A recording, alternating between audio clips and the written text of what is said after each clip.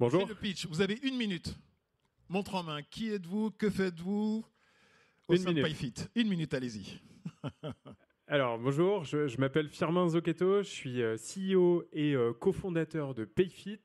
PayFit, c'est une solution en ligne qui permet aux TPE et aux PME de faire leur fiche de paye et de gérer tout ce qui touche aux ressources humaines, à la relation employeur-employé. Donc ça va des fiches de paie, aux congés payés, aux notes de frais, aux entretiens annuels, aux acomptes sur salaire, etc. C'est une société qu'on a créée avec deux très bons copains en 2015. Et aujourd'hui, PayFit, c'est une société qui compte plus de 1000 employés et qui sert plus de 8000 entreprises à travers l'Europe. Donc en France, bien évidemment, mais aussi en Espagne, en Allemagne et au Royaume-Uni. Vous avez été parfait. Vous travaillez sur la digitalisation des RH. Alors pourquoi est-elle aussi importante pour vous, Firmin? La digitalisation des RH, pour moi, ça permet énormément de choses. Déjà, ça permet aux entrepreneurs qui bossent dans les petites boîtes de se concentrer sur leur vrai job, là où ils ont de la vraie valeur ajoutée. Par exemple, un patron de restaurant, de se concentrer sur les choses qui font que son business va fonctionner. Patron d'une agence de web, même chose. Donc ça, c'est le premier élément. Le second élément, pour moi, c'est que ça permet d'économiser de l'argent et de mettre les investissements là où, en fait, ils vont être le plus productifs. Donc, encore une fois, sur le business, sur le bien-être des collaborateurs.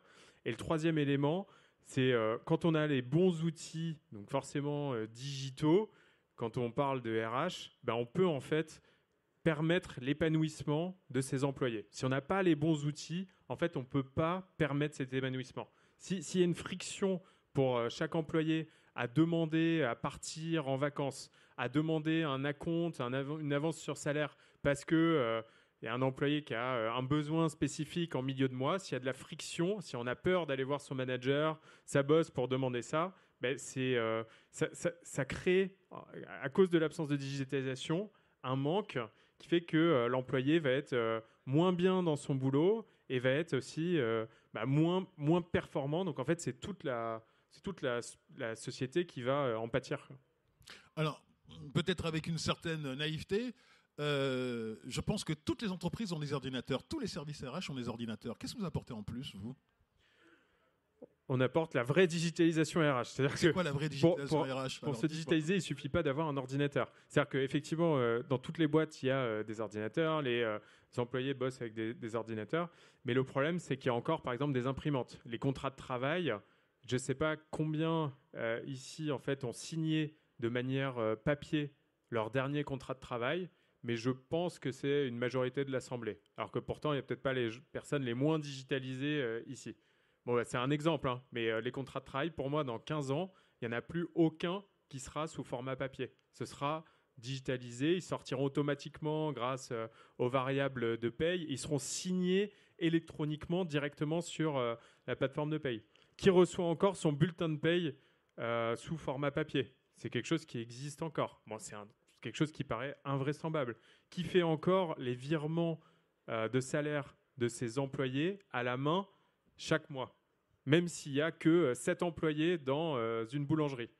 C'est des exemples en fait de digitalisation qui sont super importants et qui, si on les additionne, font que le quotidien d'un entrepreneur devient, je ne vais pas dire le bonheur, mais un moment beaucoup plus agréable que l'enfer actuel, quoi. C'est les cas que vous rencontrez, ce que vous venez de citer, c'est-à-dire des virements qui sont faits à la main, c'est-à-dire des contrats qui sont encore sous format papier. Vous les rencontrez encore, ce genre de cas? C'est encore quelque chose qu'on rencontre, des entrepreneurs qui ne font pas les entretiens annuels avec leurs employés parce que c'est trop de paperasse, trop de fichiers Excel dans tous les sens.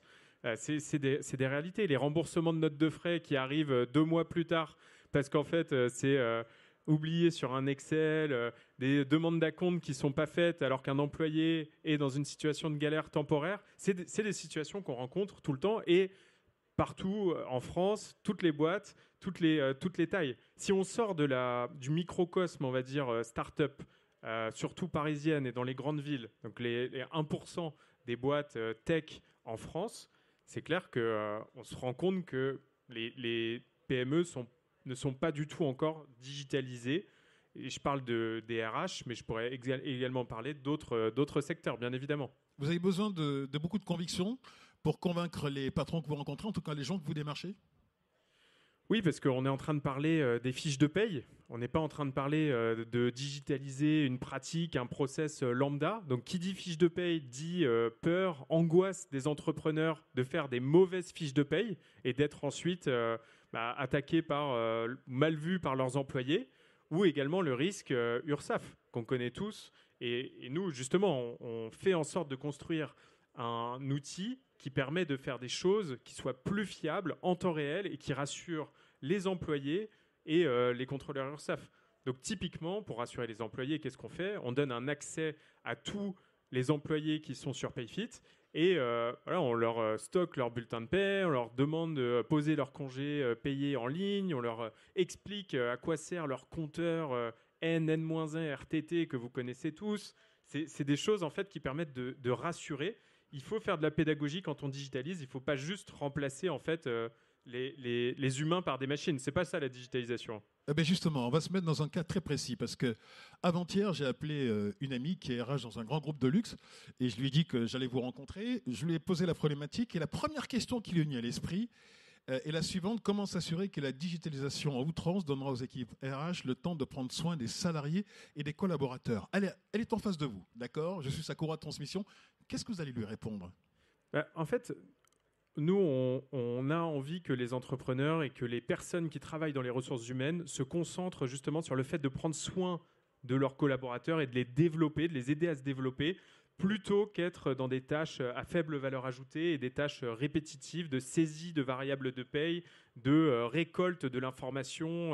J'ai envie d'avoir un acompte sur salaire, j'ai envie d'avoir un congé à la machine à café ou par email. Donc, en fait, le fait de digitaliser tous ces process, toutes ces étapes, permet ensuite aux entrepreneurs, aux professionnels des RH de se concentrer sur les tâches à haute valeur ajoutée qui sont attendues par les employés dans un contexte où les entreprises ont du mal en fait à recruter et à retenir leurs talents. C'est d'autant plus important. Ce qui vous oblige à un accompagnement. Donc le premier accompagnement, ce sont les équipes RH pour adopter des nouvelles façons de faire leur métier. Donc vous les accompagnez. Exactement, c'est pour ça que je disais qu'il ne suffit pas de remplacer en fait les êtres humains par des machines, par des robots.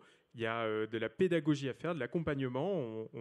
On apprend en quelque sorte aux entrepreneurs, aux RH, à faire des RH, mais d'une nouvelle manière par rapport à ce qui a été fait ces dernières décennies. Et ce dont on se rend compte par rapport à notre ami, c'est que les grands groupes sont en avance, en fait, parce qu'ils sont passés à l'échelle, parce qu'ils ont des services RH, ils ont les moyens de se digitaliser.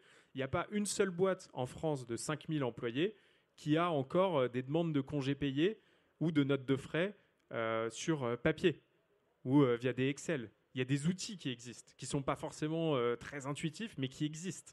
C'est le problème, en fait, c'est pour les petites boîtes. C'est pour ça qu'avec PayFit, on a voulu se concentrer vraiment sur les entreprises qui ont 5, 10, 20, 50 employés, qui sont en fait le tissu économique de notre pays, qui sont 99% des entreprises en France. En Europe, c'est la même chose.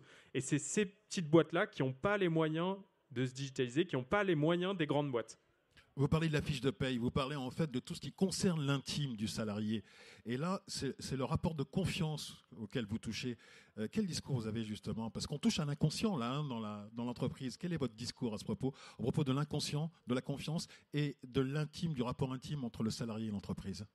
Effectivement, on parle de fiches de paye, de congés payés, de notes de frais, mais ce qui est hyper important, c'est cette relation employeur-employé et cette confiance qui existe et qui est matérialisée en fait par la paye. Si l'employeur fait confiance à son employé en lui donnant par exemple la possibilité de faire du télétravail quand il le souhaite, c'est quelque chose qu'on fait chez PayFit. Il n'y a pas de règles sur le télétravail. On est en work from anywhere parce qu'on fait confiance aux employés pour donner le meilleur d'eux-mêmes.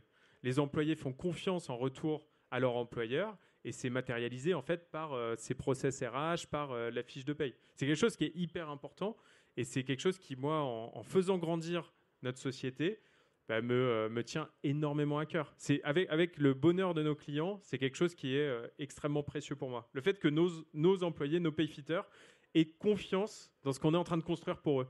La confiance qui est le maître mot. Et aussi pour vous, ce qui est important, le message à faire passer, c'est que la digitalisation est un levier pour l'entreprise.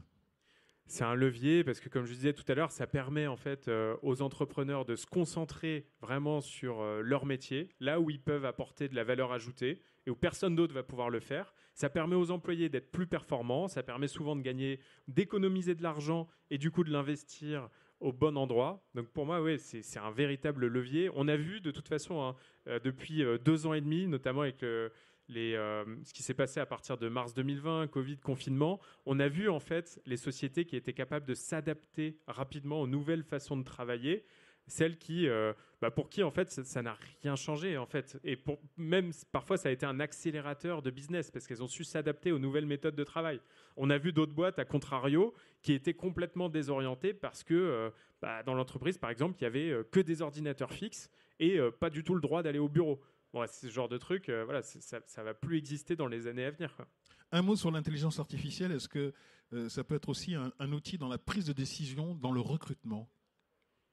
Alors, je pense que oui, peut-être dans des grandes boîtes avec des gros volumes, mais nous, on est très terre à terre par rapport à ça. Un client sur 5 de Payfit, c'est le patron d'un restaurant. C'est vraiment, je vous disais, le tissu économique, industriel de la France. C'est libérer du temps, en fait. C'est libérer du temps. On n'est pas sur des recrutements en volume avec de l'intelligence artificielle. Enfin, ça reste, encore une fois, très simple et très terre à terre. On est en train de parler de produire une fiche de paye, de la stocker, de faire des demandes de congés qui ne soient pas faites avec la boule au ventre à la machine à café ou entre 2 réunions à son patron ou à son manager, mais avec un process qui guide tout le monde et qui redonne en fait le pouvoir aux employés et aux entrepreneurs. Avant de passer aux questions rituelles, je demandais à la régie, s'il vous plaît, de déplacer le parasol parce que nous avons le soleil dans les yeux, c'est très difficile et surtout pour les invités, si vous m'entendez, déplacer le parasol pour qu'on soit protégé du soleil parce que sinon Firmin va avoir le teint un peu plus allé à la fin de l'entretien. Firmin, les 3-4 questions rituelles, quelle est votre plus grande émotion depuis que vous êtes chez Payfit ? La plus grande émotion, c'est quand c'est la première fois en fait qu'un de nos clients m'a dit vous avez changé ma vie. C'est un entrepreneur, donc en 2016. Quand on entend ça, en fait, on comprend qu'on a réussi quelque chose. Qu'est-ce qu'il a gagné ? Du temps ?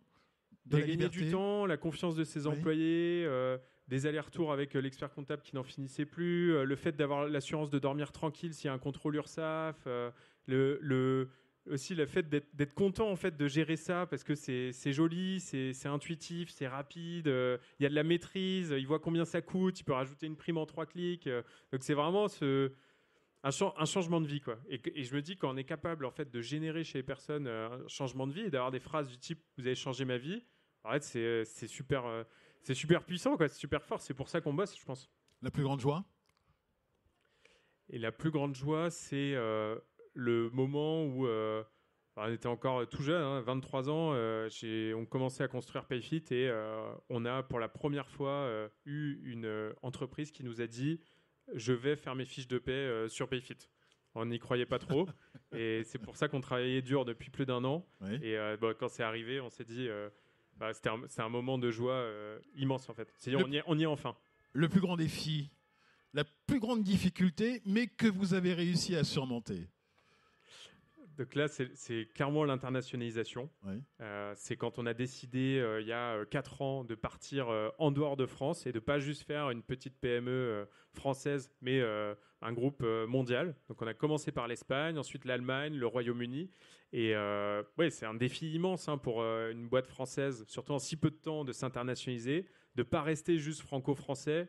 Et voilà, c'est compliqué, mais on réussit progressivement à le faire. Aujourd'hui, on sert 1500 entreprises dans 3 pays qui ne sont pas la France et on en est très, très fiers. Bravo. Comment vous voyez ? Allez-y, vous pouvez l'applaudir, oui, bravo. Merci. Comment vous voyez Payfit dans 10 ans ? Combien de pays, combien d'employés ? Combien de chiffres d'affaires ? Payfit dans 10 ans, c'est des milliers d'employés, mais c'est surtout une boîte qui est restée fidèle à ses valeurs, à ses convictions, qui prend soin de ses propres employés et qui a 10, 15, 20 fois plus d'impact en fait, qu'aujourd'hui, parce qu'on servira des millions de personnes qui travaillent dans des petites boîtes et avec un produit encore plus vaste. Vous savez, je dois vous dire quel bonheur d'être avec vous, parce que très souvent, on rencontre des gens qui vous disent « oui, mais, non, mais, pessimiste, qu'avance pas ». Et moi, depuis hier, je suis heureux de voir des entreprises qui fonctionnent, des entreprises qui sont prospères, des entreprises qui avancent et surtout qui voient vers l'avenir. Merci Firmin, vraiment très chouette. Merci.